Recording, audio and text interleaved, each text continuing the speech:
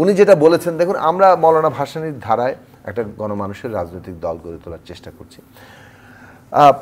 বামপন্থীরা নিশ্চয়ই ওনার প্রশ্নের জবাব দেবেন, কিন্তু আমরা যেটা, আমি সত্যের খাতিরে এই কথাটা বলতে হবে, বামপন্থী রাজনৈতিক দলগুলো ধর্মবিরোধী নয়, কিন্তু তাদের মানে কোনো ব্যক্তি বিশেষ ধর্ম বিশ্বাসী হতে পারেন, আবার ধর্মবিশ্বাসী নাও হতে পারেন। দেশে যে ধর্মবিশ্বাসী মানে মানুষের সংখ্যা নিশ্চয়ই অধিকাংশ মানুষ, আবার কিন্তু ধর্মে অবিশ্বাসী মানুষ যে একেবারে নাই তা না, কিন্তু এইটা সারা পৃথিবীময় আছে, সব যুগেই ছিল। কিন্তু প্রশ্ন হচ্ছে যে এই বামপন্থী দলরা অ্যাজ সাচ ধর্মবিরোধী, এই জায়গাটা মানে সত্য নয়। বামপন্থী দলগুলো বিশেষ ধর্মকেন্দ্রিক রাজনীতির সাথে তাদের একটা দ্বন্দ্ব তৈরি হয়েছে। তারা মনে করেন ধর্মকেন্দ্রিক রাজনীতি করতে গেলে অন্যান্য ধর্মাবলম্বী মানুষরা তারা দ্বিতীয় শ্রেণীর নাগরিক পরিণত হন। রাষ্ট্র যদি ধর্মভিত্তিক হয়ে ওঠে তাহলে অন্য ধর্মের মানুষরা দ্বিতীয় শ্রেণীর নাগরিকে পরিণত। এখন ধরেন আপনি এখানে মুসলিম সংখ্যাগরিষ্ঠ, আপনি চাইবেন এটা একটা ইসলামিক দেশ হলে আপনার অসুবিধা কি, কিন্তু আপনি তো সংখ্যাগরিষ্ঠ হিসেবে এমনিতেই প্রিভিলেজড। আপনার বরং ইমানি দায়িত্ব হচ্ছে যে যারা সংখ্যায় কম তারা যে কোনোদিনই নিরাপত্তাহীনতায় না ভোগে।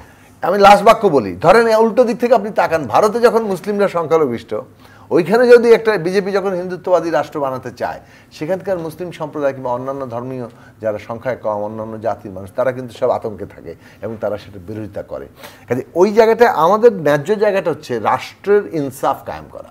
রাষ্ট্র যখন ধর্মের প্রকৃত বাণী বোঝে, সে তখন রিয়েল, মানে অর্থাৎ যে রাষ্ট্রটা ধর্মের যে জাগতিক বাণী যে তুমি সাম্য ইনসাফ প্রতিষ্ঠা করো, ইনসাফ প্রতিষ্ঠা যে রাষ্ট্র করতে পারে তার নিজের আলাদা করে ধর্মীয় পরিচয় নিতে হয় না।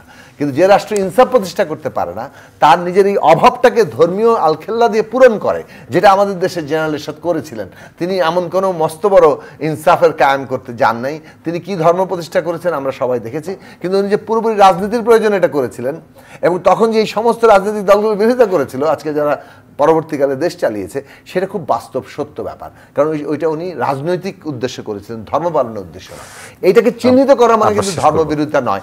এই জায়গাটা আমার মনে হয় যে পার্থক্য রেখাটা আপনি সবিনয়ে গ্রহণ করবেন। জুনায়েদ সাকি, আপনাকে ধন্যবাদ।